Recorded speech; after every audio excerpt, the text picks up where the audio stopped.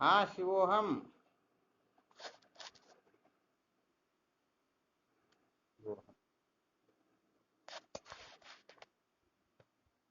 क्या विषय चल रहा था अपना?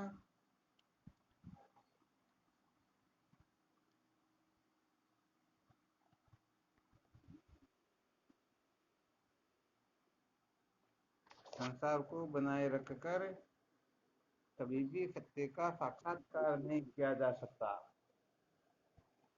यही विषय चल रहा था ना।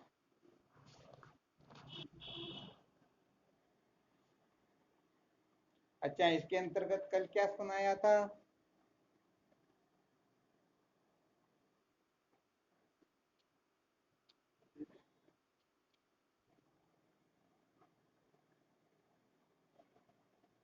क्यों नहीं होती हैं?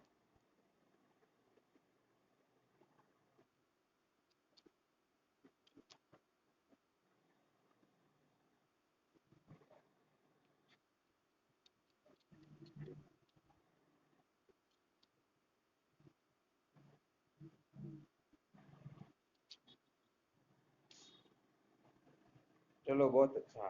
ये जो सूत्र बताया था कल, कोई अलग विषय था, उस अलग विषय को सिद्ध करने के लिए फिर ये सारे का सारा निरूपण किया गया। वो क्या विषय था, मुख्य विषय?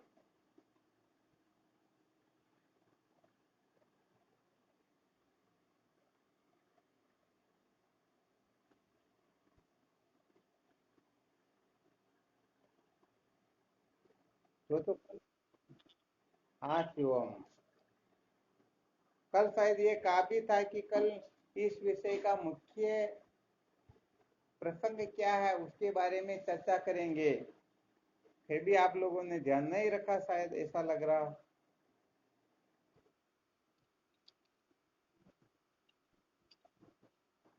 हाँ बहुत बहुत धन्य, क्या बात, इसका मतलब पूर्ण रूप से ध्यान रखा, बहुत बहुत धन्यवाद है। कहने का मतलब इस संसार के अंतर्गत जागने से लेकर के सोने तक, जन्म से लेकर के मृत्यु तक हम जो कुछ भी क्रिया चेष्टा करते हैं, तो सचमुच में क्रिया चेष्टा महत्वपूर्ण है अथवा इसका फल महत्वपूर्ण है? शायद यही विषय था कल का। तो बताओ महत्वपूर्ण क्या सिद्ध हुआ फिर? फल सिद्ध हुआ। तो कल क्या फल बताया था? जितने भी साधन अनादि काल से हम करते आ रहे हैं, समस्त साधनों का फल क्या है? कब समझना चाहिए कि समस्त साधन कृतार्थ या चरितार्थ हुए या नहीं हुए? हाँ वास्तव में यही बात है। कहने का मतलब अज्ञान की जो निवृत्ति है, यदि अज्ञान की सम्यक प्रकार से निवृत्ति हो जाए तो समझ लेना चाहिए अनादि काल से वर्तमान समय तक हमने जो कुछ भी साधन भजन किया, ये सारे के सारे कृतार्थ हो गए। और यदि अज्ञान की निवृत्ति नहीं हुई तो अभी तक इन साधनों का हमें कुछ भी, इन साधनों का क्या नहीं हुआ, हमें कुछ भी फल प्राप्त नहीं हुआ। अर्थात जो फल प्राप्त होने योग्य है, जो फल प्राप्त होना चाहिए, वह फल यदि प्राप्त नहीं हुआ और हम वहीं डेरे डाल करके बैठे रहे, तो निश्चित रूप से कहने का मतलब जन्म मृत्यु की श्रृंखला से छुटकारा प्राप्त वास्तव में हो सकता ही नहीं। कल इसीलिए तो बताया, जैसे धर्म उपासना योग, इनका अवलंबन लेकर के हम अंतःकरण को शुद्ध कर सकते हैं, अंतःकरण को निश्चल भी कर सकते हैं। इस दृष्टि से देखा जाए तो धर्म उपासना योग भी ब्रह्म विद्या के साधन हो जाया करते हैं। परंतु धर्म उपासना योग को यदि कोई महत्व दे करके फिर आगे का विचार नहीं करे, तो बताओ धर्म उपासना इनका जो वास्तविक फल है वह प्राप्त होगा क्या?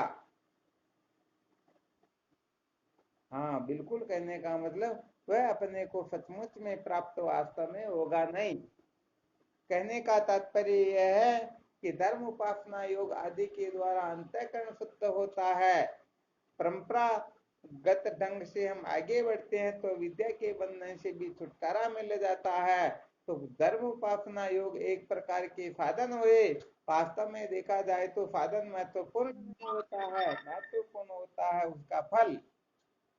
तो इन साधनों के द्वारा जो फल प्राप्त होना चाहिए, यदि वह फल प्राप्त हो गया तब तो समझो वह साधन कृतार्थ हो गया, और फल प्राप्त नहीं हुआ तो वह साधन कृतार्थ नहीं हुआ।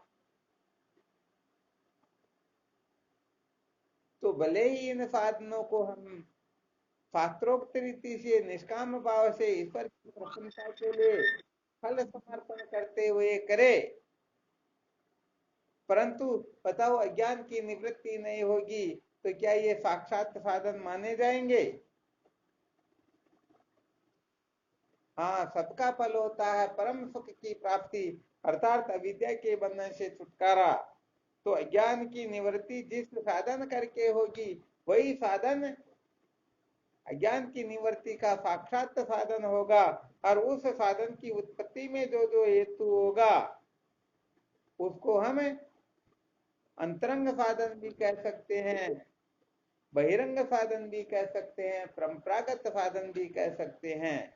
वैसे देखा जाए तो साक्षात साधन को प्राप्त करवाने में जो हेतु हुआ करते उनको अंतरंग साधन कहते हैं, और अंतरंग साधन का अधिकार जिससे प्राप्त होता है उसको बहिरंग साधन कहते हैं, और बहिरंग साधन जिन साधनों से प्रकट होने लगते हैं उनको परंपरागत साधन कहते हैं। तो बताओ, साक्षात साधन को महत्व न दे करके परंपरागत साधन का दावा साक्षात साधन की बराबर कर लिया जाए तो बताओ ये परंपरागत साधन अंतःकरण को शुद्ध करने में भी पूर्ण रूप से समर्थ हो पाएंगे? हाँ, बिल्कुल। करने का मतलब, अरे भाई इस वस्तु का जो प्रयोजन है उस प्रयोजन के लिए ही उस वस्तु का उपयोग किया जाता है। यदि हम उसको छोड़ करके कुछ और करने लग जाते हैं तो निश्चित बात यह है कि वह दोनों तरफ से नष्ट भ्रष्ट हो जाती हैं। तो यहाँ पर क्या सिद्ध किया था? धर्म उपासना योग आदि जो है ब्रह्म विद्या के साधन हो सकते हैं, परंतु यदि धर्म उपासना योग आदि को जो परंपरागत साधन है, परंपरागत साधन को परंपरागत साधन के रूप में ग्रहण न करके इनको साक्षात साधन के रूप में ग्रहण कर लेते हैं, अथवा ऐसा समझना चाहिए कि इन परंपरागत साधन से ही मैं कृतार्थ हो जाऊंगा, अज्ञान की निवृत्ति हो जाएगी, सत्य का साक्षात्कार हो जाएगा, ऐसी सोच जो रखते हैं वो कल्प कल्पांतर तक भले ही धर्म में, उपासना में, योग में पूर्ण रूप से पारंगतता क्यों न प्राप्त कर ले, फिर भी वह जन्म मरण के चक्कर से मुक्त नहीं हो सकता। ये सिद्धांत समझ लेना चाहिए। आ गया समझ में? हाँ, कुल मिलाकर के ब्रह्म विद्या को महत्व दे करके फिर जितने भी साधन हैं उन साधनों का यथा योग्य ग्रहण त्याग यदि कोई साधक करता रहेगा तो वह साधन निश्चित रूप से उसे सत्य के साक्षात्कार करवाने में पूर्ण रूप से सहयोगी हो जाया करेगा। परंतु यदि कोई मूर्खतावश उस साधन को ही अंतिम कक्षा समझ लेगा, इससे आगे और कुछ नहीं है, कुल मिलाकर के आंख बंद करके बैठ जाएगा, तो सच्ची बात है कि न तो वह उन साधनों का फल प्राप्त कर सकेगा और न समस्त साधनों का जो फल परम सुख की प्राप्ति अथवा विद्या की निवृत्ति है वह प्राप्त कर सकेगा। अच्छी तरह से समझ में आ रहा ना? हाँ, इसीलिए तो खुद जो सत्संग सुनाई बड़ी विलक्षण थी, इसके लिए तो खूब मंथन करना चाहिए। साधक इसी जगह पर अटक जाते हैं, जीवन भर कहने का मतलब धर्म कर्म में लगे रह जाते हैं, यज्ञ हवन करने में लगे रह जाते हैं, होम करते हैं तो जीवन भर इसी में लगे रह जाते हैं, हाथ जले फिर भी परवाह नहीं करते। तो कुल मिलाकर के समस्त साधनों का हमें ठीक ठीक स्वरूप समझना होता है कि ये जो साधन है इस साधन की पहुंच वहां तक है, इससे आगे इसकी गति मति नहीं है, इसलिए हमें वहां तक तो इस साधन का आश्रय लेकर पहुंचना है, परंतु आगे इस साधन का त्याग करके फिर आगे की कक्षा में बैठना है। ऐसा न करके कोई विपरीत करता है तो कहने का मतलब है लक्ष्य पर कभी पहुंच सकता ही। जैसे मोटरसाइकिल पर बैठ करके अपन हवाई अड्डे तक पहुंच सकते हैं। अब कोई चाहे नहीं नहीं मैं अमेरिका जा रहा हूं तो इस मोटरसाइकिल को भी हवाई जहाज में बिठा के ले जाऊं, तो बताओ जा सकेगा क्या? हाँ बिल्कुल नहीं जा सकेगा। इसलिए समझना होता है मोटरसाइकिल का काम कहाँ तक है, बस वहां तक ही करे, इससे आगे आग्रह न करे। इसका मतलब यह नहीं कि इस साधन का त्याग करके हम दूसरे साधन का भी त्याग कर दे। अरे भाई ये कहना तो डबल मूर्खता हो जाएगी। आप न घर के रहोगे न घाट के रहोगे। इसलिए इस साधन में जो जो सामर्थ्य है उस सामर्थ्य तक हमें पहुंच जाना चाहिए। उसके पश्चात उस साधन का त्याग करके उससे आगे पहुंचाने वाले साधन को महत्व देना चाहिए, अर्थात उसे धारण करना चाहिए। तो बताओ वास्तव में वहां पर उसका त्याग हुआ या वास्तव में वह साधन और मजबूत हुआ? अरे भाई कोई 5वीं कक्षा उत्तीर्ण करके फिर ट्रांसफर सर्टिफिकेट लेकर के आगे की कक्षा में बैठे तो उस 5वीं कक्षा का वो नाम रोशन करने की ओर जा रहा है अथवा उसका त्याग कर रहा है? हाँ, परंतु करे तो क्या करे, संसार में ऐसे ऐसे नालायक लोग होते हैं। वो कहने का मतलब ब्रह्म विद्या को तो देखना सुनना समझना ये तो बहुत दूर की बात है, नाम से ही चिढ़ रहती हैं। वेदांतियों का नाम सुनते, ज्ञानी का नाम सुनते आग बबूला हो जाते हैं और कहने लग जाते हैं। अभी 2 दिन पहले एक ऐसी घटना घटी थी, तो कहने का मतलब ये कथाकार लोग जो होते हैं ना, वो कुल मिलाकर के देखते ज्ञानी है, अरे तो भगवान की निंदा करते, तो मूर्ति की निंदा करते हैं, ये तो वेद शास्त्रों को नहीं मानते, गीता भागवत को नहीं मानते। उन ना समझो को पता ही नहीं है कि वास्तव में ये जैसा मानते उतना तो तुम मानते ही नहीं हो, और सच्ची बात कहे तो समझ भी नहीं पाओगे। क्योंकि जिस वस्तु को जितना महत्व देना होता है उतना महत्व दे रहे हो तो सचमुच में आप आदरणीय हो, और यदि गड़बड़ घोटाला कर रहे हो तो अभी तक कचरे में ही पड़े हुए हो। इसलिए इस रहस्य को अच्छी तरह से समझना होता है। अच्छी तरह से समझने के पश्चात जीवन में क्रांति आती है।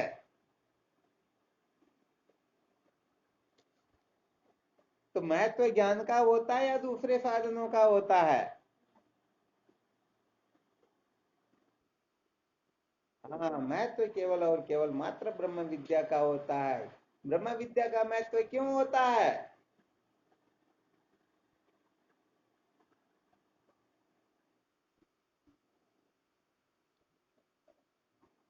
बहुत अच्छी बात बताई। थोड़ा और दूसरे ढंग से कौन बताएंगे? क्या बात, बहुत बहुत धन्यवाद। देखो इसको कहते समझ। अभी अपना प्रसंग यही तो चल रहा था, सबका फल क्या है?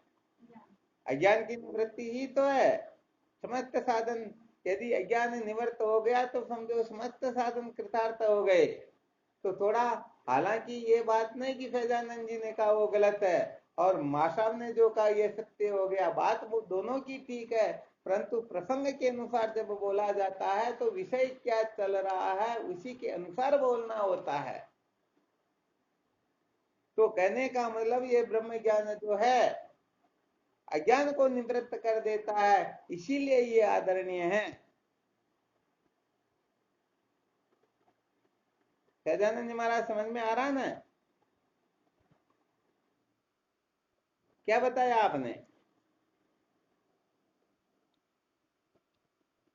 हाँ, सदा सदा के लिए कृतार्थ हो जाता है, बहुत अच्छी बात है। तो यहाँ पर कहने का मतलब वास्तव में देखा जाए तो वह कृतार्थ तो पहले ही है, केवल उसे भ्रांति हो रही है। इसलिए यहाँ पर भ्रांति की निवृत्ति कहना और ज्यादा श्रेष्ठ होगा, अज्ञान की निवृत्ति कहना और अच्छा होगा। इसीलिए तो कहने का मतलब संतों के सानिध्य में बैठकर थोड़ा बहुत विचार करना होता, ताकि हम शुद्ध ढंग से प्रत्येक विषय को स्पष्ट कर सकें। हाँ, वरना ज्ञान से परमात्मा की प्राप्ति थोड़े होती, परमात्मा तो पहले से ही प्राप्त है। ज्ञान से जगत की निवृत्ति थोड़े होती, जगत तो है ही नहीं। इसलिए कुल मिलाकर के भ्रांति की निवृत्ति होती है, भ्रम की निवृत्ति होती है, ज्ञान की निवृत्ति होती है। ऐसा कहना थोड़ा और विशेष होता है। तो कुल मिलाकर के साधकों को इन साधनों की अच्छी तरह से मीमांसा कर लेनी चाहिए। किस साधन को कब तक कैसे महत्व देना है, बस उसी प्रकार से जो देंगे और उसके पश्चात आगे की कक्षा में बैठ करके आगे के साधनों में प्रवृत्त होकर के तो अविद्या के बंधन से छूटना चाहेगा तो निश्चित रूप से कृतार्थ हो ही जाएंगे। इसमें किसी प्रकार का संशय करना किसी को चाहिए ही नहीं। बिल्कुल ठीक है ना। अच्छा, एक और विशेष सूत्र सुना देते हैं। ये जितने भी साधन हम कर रहे हैं, कर्म, उपासना, योग, विवेक, वैराग्य, सठ संपत्ति, मुमुक्षा, अथवा जो जो श्रवण मनन निध्यासन आदि तत्व पद शोधन को भी इसी में गिन लीजिए। ये सारे के सारे साधन सचमुच में कब फल देने में समर्थ होते हैं।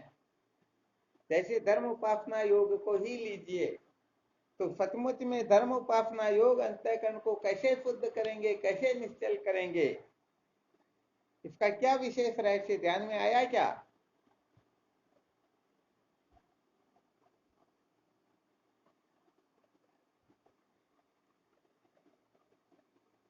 इस विषय पर बहुत ज्यादा जोर दे करके समझाया जा रहा। कल भी विशेष रूप से चर्चा की थी, आज भी विशेष रूप से चर्चा चल रही है। कहने का मतलब धर्म उपासना योग बाकी जितने भी साधना ये कब फलित होंगे, सचमुच में अपना परम फल कैसे प्रकट करेंगे, किस अवस्था में अपना फल प्रकट करेंगे और किस अवस्था में ये अपना फल प्रकट न करके ये साधक को ही बर्बाद कर देंगे।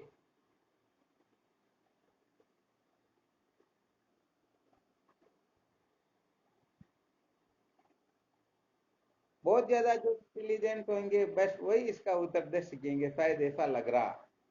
अब देखते हैं इस ग्रुप में कौन सबसे ज्यादा इंटेलिजेंट है।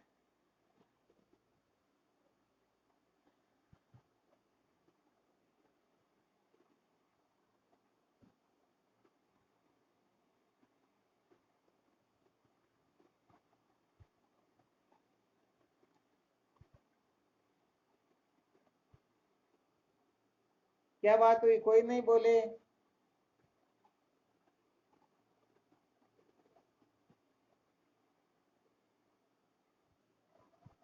नहीं आ रहा क्या?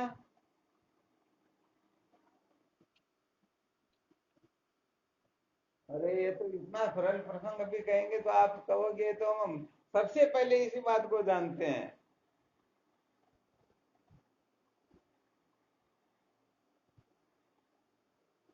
यहाँ पर दो पुत्रों को बहुत अच्छी तरह से समझना होगा। जो दो पुत्रों पर शायद अभी तक 10 बार तो बोल चुके होंगे।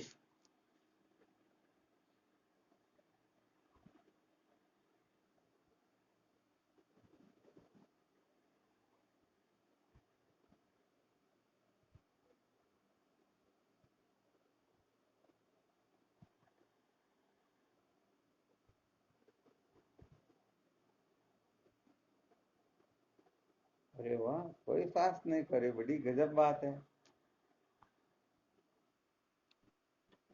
हाँ, शिवम बोलो, बहुत अच्छी बात है।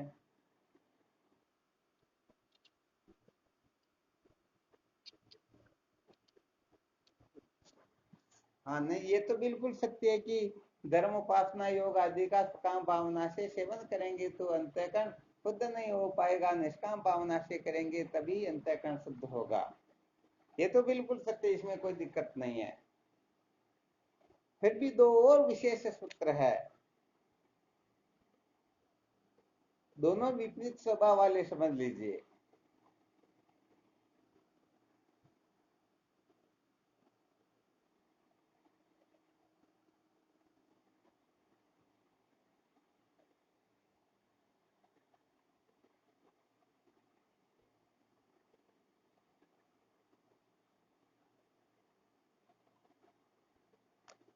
नहीं आ रहा ना?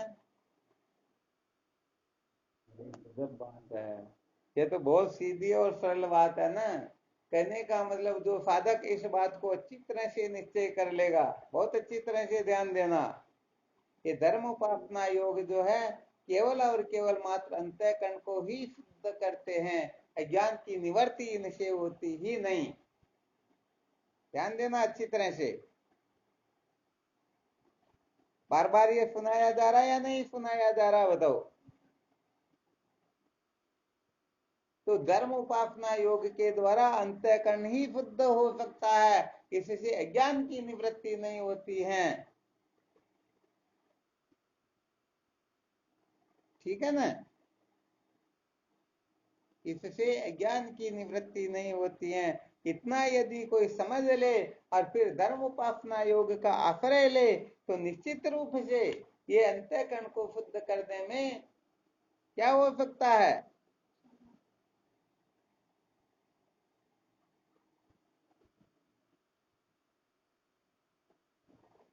तो यहाँ पर एक तो रहस्य ये अच्छी तरह से समझ में आ जाना चाहिए कि धर्म उपासना योग के द्वारा केवल और केवल मात्र अंतःकरण ही शुद्ध होता है, अंतःकरण केवल मात्र निश्चल हो सकता है, इससे अज्ञान की निवृत्ति नहीं होती है। यह समझ करके जो धर्म उपासना योग का आश्रय लेगा उसे पता है कि इससे अज्ञान की निवृत्ति नहीं हो सकती, तो वह झूठा दावा नहीं करेगा ना। तो झूठा दावा कर देते हैं तो निश्चित रूप से वो भटकते हैं, उनका इस संसार में कोई रक्षक होता ही नहीं। इसीलिए तो बहुत सारे लोग धर्म कर्म में पागल हुए समझते हैं कि हम तो इसी के द्वारा समस्त बंधनों से मुक्त हो जाएंगे, अपने जीवन को धन्य बना लेंगे, कृतार्थ आदि हो जाएंगे। तो बताओ ऐसे भोले जीव अंतःकरण को भी शुद्ध कर सकते हैं क्या? अरे जिनका अंतःकरण शुद्ध होता है, तो अंतःकरण शुद्धि की यही पहचान है कि नहीं ज्ञाने न सदृशम पवित्र में विद्यते, ज्ञान से श्रेष्ठ और कोई वस्तु है ही नहीं। ये बात जिसके हृदय में अच्छी तरह बैठने लगे समझ लेना चाहिए उनका चित्त शुद्ध हो गया। और जो ज्ञान से द्वेष करता है, तो कहने का मतलब अच्छी तरह से समझ लेना, वह वास्तव में नासमझ है, एक नंबर का मूर्ख ही है। तो ज्ञान से द्वेष बताओ सारा गुड़ गोबर होता है या नहीं होता? अरे अनादि काल के साधन भजन जो है, यदि ये ब्रह्म विद्या जागृत हो जाए तो समझो समस्त साधन सफल हो गए, और यदि ब्रह्म विद्या जागृत नहीं होती है तो इन सारे साधनों को लेकर के 84 लाख योनियों में भटकते रहो, कभी कृतार्थता उत्पन्न होने वाली है ही नहीं। हाँ, इसलिए इसका बहुत अच्छी तरह से मंथन करना होता है। तो देखो ये एक और इसी जगह पर विशेष सूत्र बता देते हैं, केवल और केवल मात्र ज्ञान से ही मोक्ष होती है, ज्ञान के सिवाय मुक्ति का और कोई साधन है ही नहीं। ऐसा जो निश्चय करके धर्म उपासना योग हो चाहे कैसा भी साधन क्यों न हो, उन साधनों को विधि पूर्वक करता रहेगा तो निश्चित रूप से सारे के सारे साधन कृतार्थ हो जाएंगे। और यदि ज्ञान से मोक्ष होती है इसको दिमाग से निकाल करके अपनी अक्ल होशियारी लगाता है तो सच्ची बात है वो सदा सदा के लिए भटक जाता है। समझ में आया? हाँ, ये बड़ी विशेष बात है।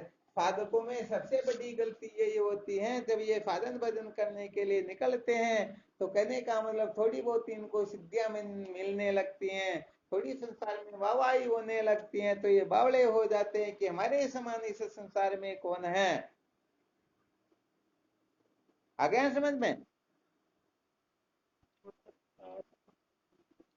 पहले भी हो जाता।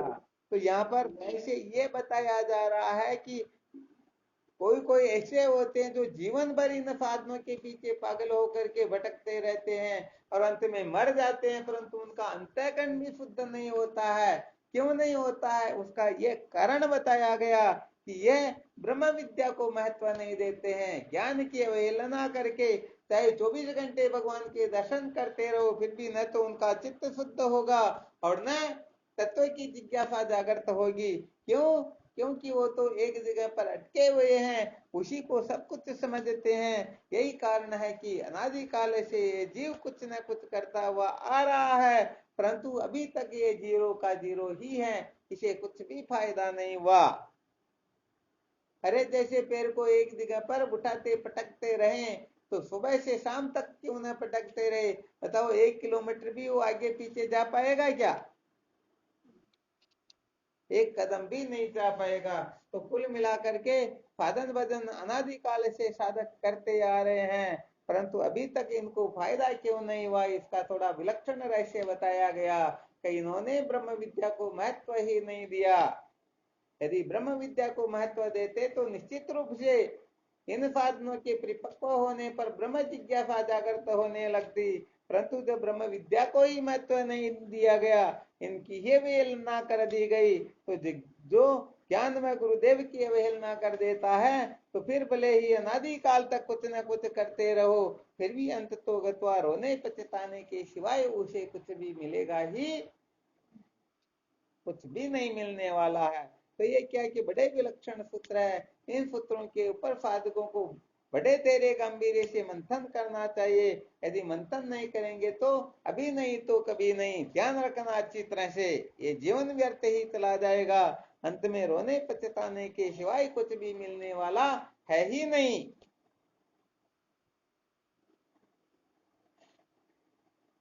अच्छा, किसी को भूख लग रही हो तो फिर वह इसको महत्व देगा कि नहीं नहीं मैं तो गुलाब जामुन हूं तभी खाऊंगा। अरे क्या बात है, अथवा ऐसा समझता है कि मैं 3 दिन जब पीछे जब घर जाऊंगा तो अपने श्रीमती जी के हाथ का बना हुआ ही खाऊंगा। हजारों लाखों कल्पनाएं क्यों ना हो, जिनको सचमुच में भूख लगी होती है उनके पीछे पागल नहीं होते हैं। इन किन प्रकार जैसे भूख की निवृत्ति होती है वैसा ही वो साधन अपना लेते हैं।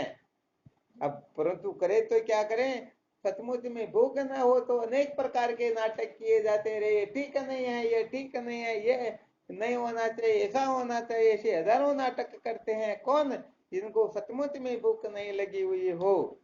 तो ऐसे ही जो इस संसार में अनात्म पदार्थों को पा करके बावले हो रहे हैं, तो कल्पना करते हैं कि हमको तत्व ज्ञान चाहिए, हमें ज्ञान के बंधन से छूटना चाहते हैं, फिर वो अंट संट अनेक अनेक प्रकार की बातें करें, तो कहना चाहिए कि अभी तक सचमुच में तत्व की जिज्ञासा जागृत नहीं हुई।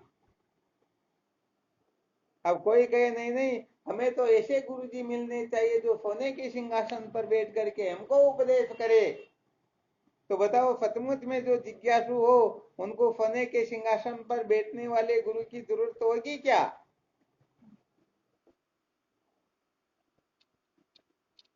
अरे ये ब्रह्म विद्या तो वस्तु, ज्ञान तो वस्तु के अधीन होता है।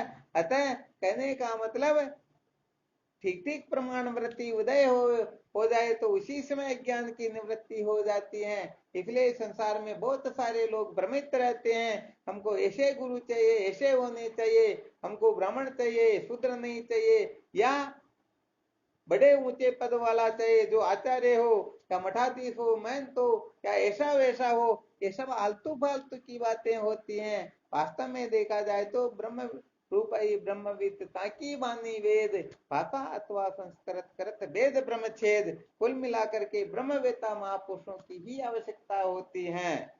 तो लोग ब्रह्मवेता महात्माओं को महत्व न दे करके उनकी वासना पूरी करने के लिए हमको ऐसा चाहिए वैसा चाहिए, तो सचमुच में समझ लेना चाहिए अभी तक ये तत्व के जिज्ञासु नहीं है, अभी तक इनको मनोरंजन करना है। ऐसे मनोरंजन करने वाले तो सचमुच में भटके हुए ही हैं, और कभी भी सचमुच में यथार्थ तत्वबोध को प्राप्त करने में कभी समर्थ हो नहीं सकेंगे। आ गए समझ में? हाँ, ये थोड़ा विशेष रहस्य, इसके ऊपर खूब मंथन करना, खूब चिंतन करना, अच्छी तरह से ध्यान रखना। ब्रह्म विद्या को महत्व दे करके, अर्थात मुझे ब्रह्म विद्या प्राप्त करनी है, ऐसा निश्चय करके आप चाहे जैसा साधन करो, फिर भी वह साधन आपके कल्याण का हेतु बन जाएगा। और ब्रह्म विद्या की अवहेलना करके भले 24 घंटे आप भगवान नारायण के दर्शन करते रहो, फिर भी जन्म मृत्यु की श्रृंखला से स्वप्न में भी मुक्ति नहीं प्राप्त कर सकोगे। ये समझो हमारा चैलेंज ही है। क्या समझ में? हाँ, जो वैदिक सिद्धांत होता है, जो श्रुति सम्मत सिद्धांत होता है, वास्तव में वह किसी की अपेक्षा नहीं रखता है। ये सारा का सारा नाम रूप प्रमित मात्र होता है, कल्पना मात्र होता है। जैसे स्वप्न के अंतर्गत दिखाई देने वाले सारे के सारे कल्पना मात्र होते हैं, न इनमें कोई श्रेष्ठ होता है न कोई निकृष्ट होता है। अच्छी तरह से इस रहस्य को समझने की चेष्टा करना।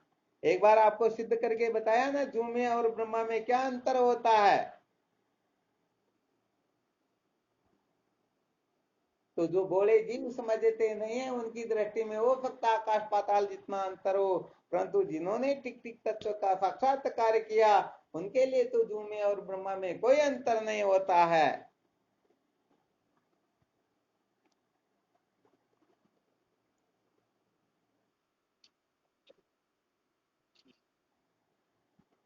तो अपने को क्या करना है, समस्त साधनों की अच्छी तरह से मीमांसा करनी है कि देखो भाई, ये साधन अपने को वहां तक पहुंचा सकता है। जैसे किसी को राष्ट्रपति के दर्शन करने हो, मिलना हो, तो एकाएक राष्ट्रपति से मिलना नहीं होगा। तो धीरे धीरे, कहने का मतलब सरपंच सचिव कहाँ से शुरुआत करे, उनके हिसाब से करें, और फिर किस किस की कितनी योग्यता है, मुझे कहाँ तक पहुंचा सकता है, बस उतना ही उनको महत्व देना है। और वैसे देखा जाए तो उनका लक्ष्य तो राष्ट्रपति से मिलन है ना। बाकी के पिछले लोगों से ज्यादा प्रयोजन थोड़े, उनसे जितना काम करना करवाना और उसके बाद में ऊपर उठना ना। हाँ, ये विशेष बात होती तो लोग इसमें अटक जाते हैं। अटक करके जीवन भर ऐसे उलझ जाते हैं कि बस। हाँ, बिल्कुल सत्य वचन है।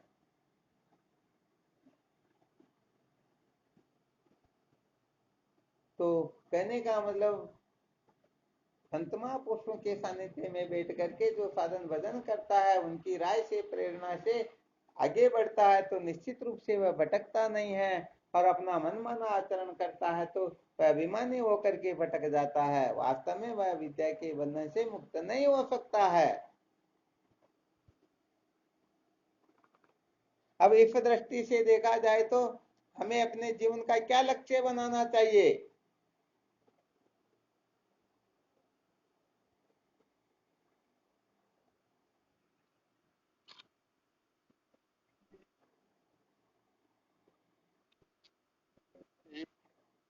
इतना क्यों बोले,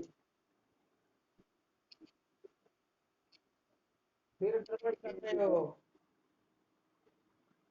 तो पहले आपको इसके बारे में रहस्य बता दिया गया था।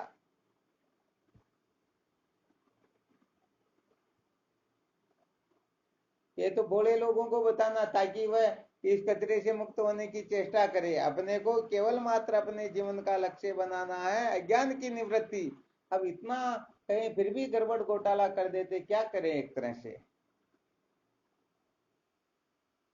अज्ञान की निवृत्ति मेरे जीवन का लक्ष्य है, और अज्ञान की निवृत्ति केवल और केवल मात्र ब्रह्म ज्ञान से ही होती है। इसके सिवाय सारा का सारा कचरा है।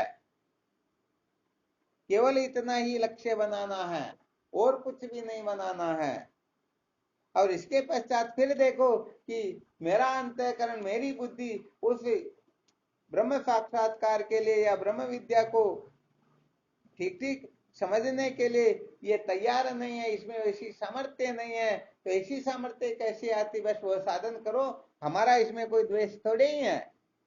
चाहे आप धर्म करो, कर्म करो, उपासना करो, भक्ति करो, योग करो, आपकी मौज मस्ती, आपका हिसाब किताब आप जानो, आपका काम जाने। कुल मिलाकर के महत्व ज्ञान, महत्व बुद्धि जो है ब्रह्म ज्ञान में हो, और जीवन का लक्ष्य विद्या की निवृत्ति हो। आप निश्चित रूप से अपने जीवन को धन्य बना करके सदा सदा के लिए कृतार्थ हो जाओगे। वरना सच्ची बात है, मौज मस्ती मनोरंजन के सिवाय कुछ भी होने वाला है नहीं। अच्छी तरह से ध्यान रखना। तो सर्व दुखों की निवृत्ति परमानंद की प्राप्ति में और अज्ञान की निवृत्ति में क्या अंतर हुआ। हाँ, कोई अंतर नहीं, परंतु आज का विषय यही चल रहा, सबका फल है अज्ञान की निवृत्ति समस्त साधनों का। यदि इन साधनों के द्वारा अज्ञान की निवृत्ति हो जाती है तो समझो वह साधन कृतार्थ हो गए, फलित हो गए। और यदि अज्ञान की निवृत्ति नहीं हुई तो अभी तक उन साधनों का कोई फल प्राप्त नहीं हुआ। तो कुल मिलाकर के विषय के अनुसार ही बोलने की चेष्टा करें, गड़बड़ घोटाला अपने को नहीं करना, क्योंकि हम जानते हैं कि ब्रह्म की प्राप्ति में, अज्ञान की निवृत्ति में, सर्व दुख की निवृत्ति, परमानंद की प्राप्ति, ये सब पर्यायवाची शब्द है, सबका एक ही अर्थ होता है। इसलिए जो विषय चल रहा उसी के अनुसार बार बार वही शब्द उच्चारण करने की कोशिश करें, तब समझो हम किसी प्रकार का आग्रह नहीं रख रहे हैं, परंतु सुन तो रहे हैं सत्संग और मन में पता नहीं क्या आग्रह बैठा रखा, तो बार बार वही रील चलती रहती हैं। समझ में आया ना? हाँ, बहुत बहुत धन्यवाद। ऐसी समझ अच्छी तरह से आ जानी चाहिए।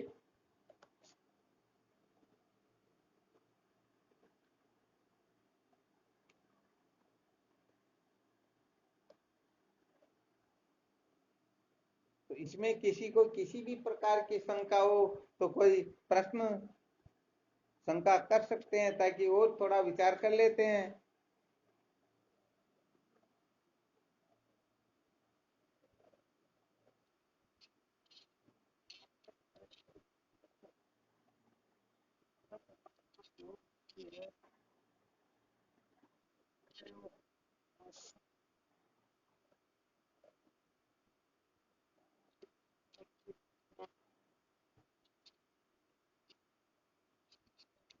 हाँ बिल्कुल, यहाँ तक देख लो कि भले ही चार साधन संपन्न क्यों ना हो जाए, उसे भी यदि ब्रह्म साक्षात्कार नहीं होता है, विद्या की निवृत्ति नहीं हो सकती है, तो वह भी जन्म मरण के चक्कर से मुक्त नहीं हो सकता।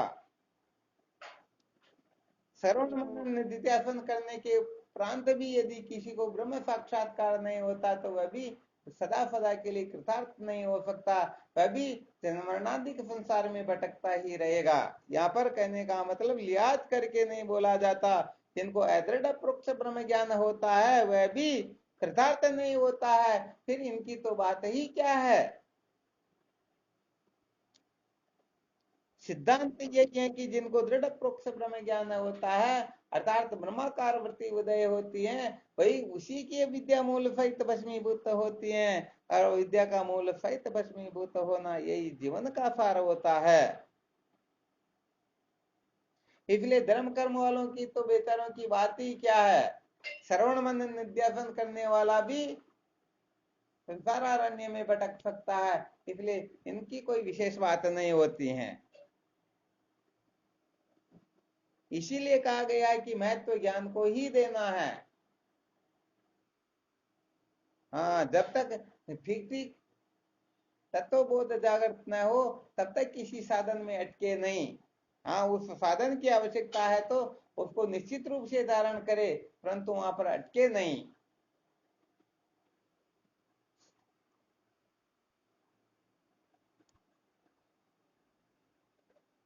और कोई किसी भी प्रकार की शंका हो तो?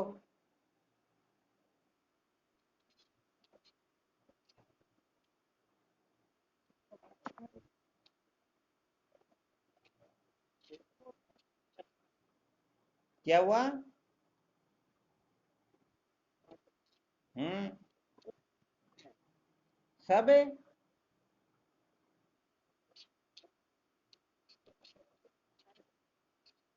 बिल्कुल सत्य, बिल्कुल सत्य बात है।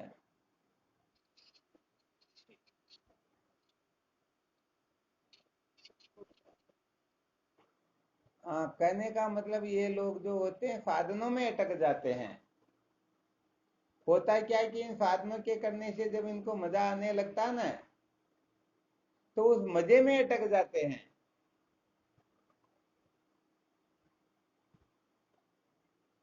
अथवा ऐसा समझना चाहिए, ये समझ लेते हैं कि इन साधनों से ही मैं जन्म मरण के दुख से छुटकारा प्राप्त कर लूंगा, ऐसी कल्पना कर लेते हैं। इसलिए फिर जीवन भर ये इसी में ही अटके रह जाते हैं। हाँ, किसी भी प्रकार का साधन क्यों ना हो, जीवन भर अटके रह जाते हैं।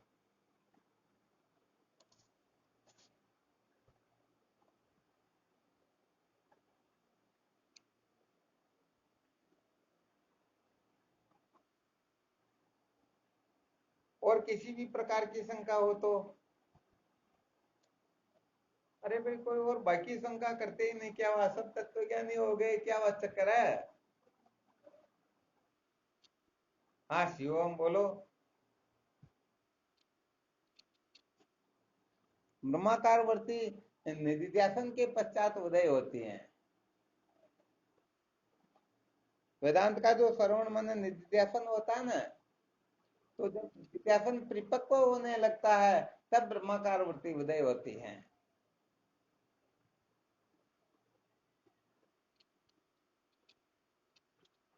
हाँ बिल्कुल, विपरीत भावना की निवृत्ति होगी तभी तो ब्रह्माकार वृत्ति उदय होगी। विपरीत भावना का मतलब ब्रह्म के अलावा जितने भी आकार प्रकार है उनसे छुटकारा उसी समय प्राप्त हो जाएगा। अर्थात यहाँ पर समस्त वृत्तियों का निषेध हो जाएगा। अनात्माकार वृत्ति के व्यवधान से रहित ब्रह्माकार वृत्ति की जो स्थिति होती है उसे तो निधिध्यासन कहते हैं। तो समस्त अनात्माकार वृत्तियों के निषेध को ब्रह्माकार वृत्ति कहते हैं, ये थोड़ी विशेष बात है।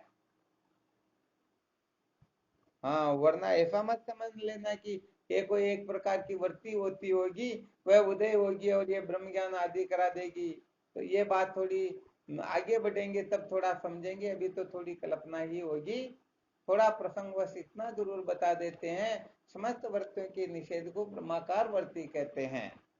वरना ब्रह्म का क्या कोई आकार होता है कि वृत्ति उसका रूप धारण कर ले, अथवा ब्रह्म में कोई पोल पट्टी है कि वृत्ति उसके अंदर घुस जाए? तो यहाँ पर यही समझना कि समस्त अनात्माकार वृत्तियों का हमें निषेध करना है।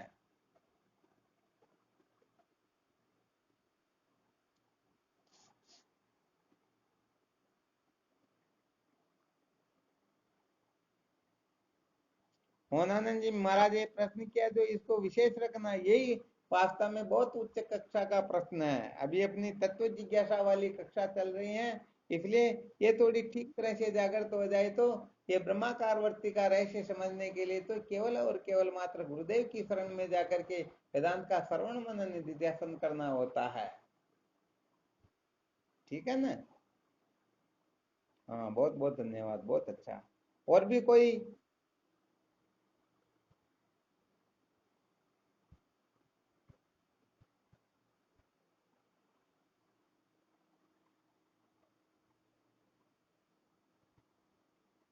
चलो ठीक, फिर करो साधन भजन विचार, और क्या।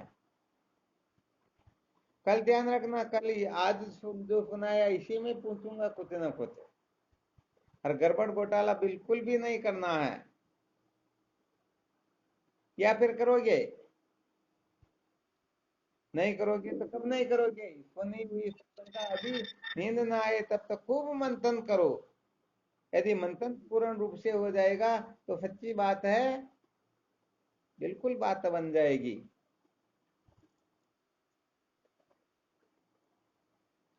वाह, चलो ठीक, करो साधन भजन। शिवो हम, वो हम।